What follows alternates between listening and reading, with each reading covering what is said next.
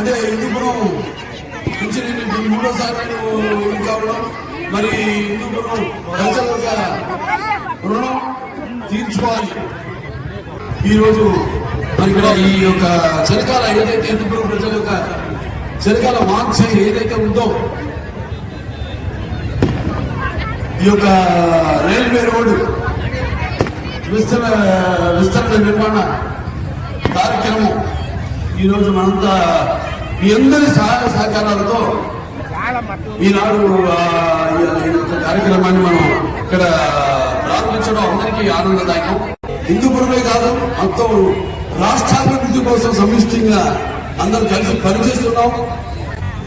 చంద్రబాబు నాయుడు గారు, మా పెద్ద ముఖ్యమంత్రి గారు చంద్రబాబు నాయుడు గారు, ఆయన తెలివితేటలతో, ఆయనకున్న అనుభవంతో, ఆయనకున్న పరిచయాలతో, ఆయనకున్న బ్రాండ్తో మొత్తం ఈ యొక్క రాష్ట్ర ఆర్థిక ఈ యొక్క ఏదైతే వనరులన్నింటినీ సమకూర్చి ఈనాడు ఈ రాష్ట్ర అభివృద్ధి కోసం ఆర్మిషన్లు ఎలా బాధపడుతున్నారో మనందరూ కళ్ళ ముందు కనపడుతుంది. ఇవాళ హిందూపురంలో ఎన్నో పరిశ్రమలు రావడానికి అవకాశం ఉంది. అలాగే ఎంతో మందితో చర్చలు జరుగుతున్నాయి. ఏరోస్పేస్ అయితే, డిఫెన్స్ అకాడమీ అయితే, అలాగే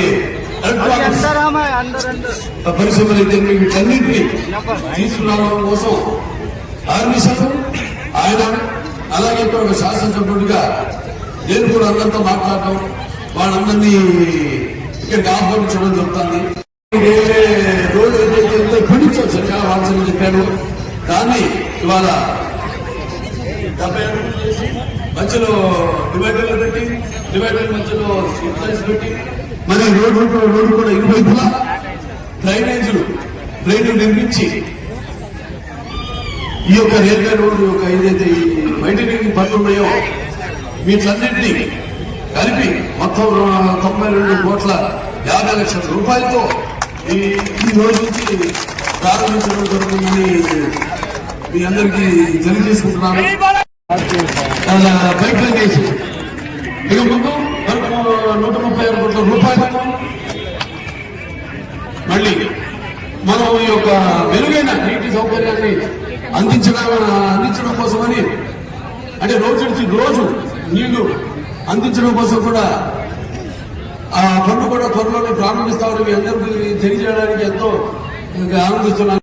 ఏదైతే ఈ మన సూరపు ఉంటుందో 25 కోట్ల రూపాయలతో ఈ సూరపు గుంటని మొత్తం చుట్టూ కూడా ఫెన్సింగ్ వేసి దాన్ని ఎకో పార్క్ గా తీర్చిదిద్దాం. ఎకో పార్క్ అంటే దాంట్లో ఒక వాకింగ్ ట్రాక్ అయితేనేమి, లేకపోతే చిల్డ్రన్స్ గేమ్స్ అయితేనేమి, పిల్లలకి గేమ్స్ అయితేనేమి, అలాగే బోటింగ్ అయితేనేమి, అలాగే ఫుడ్ స్టాల్స్ అయితేనేమి, ఇవన్నీ ఏర్పాటు చేసి హిందూపురం ప్రజలందరూ కూడా ఒక అన్ని సౌకర్యాలు కలిగించే ఒక ఆహ్లాదకరమైన పార్టీగా సూరపు తీర్చిదిద్దుతున్నాం.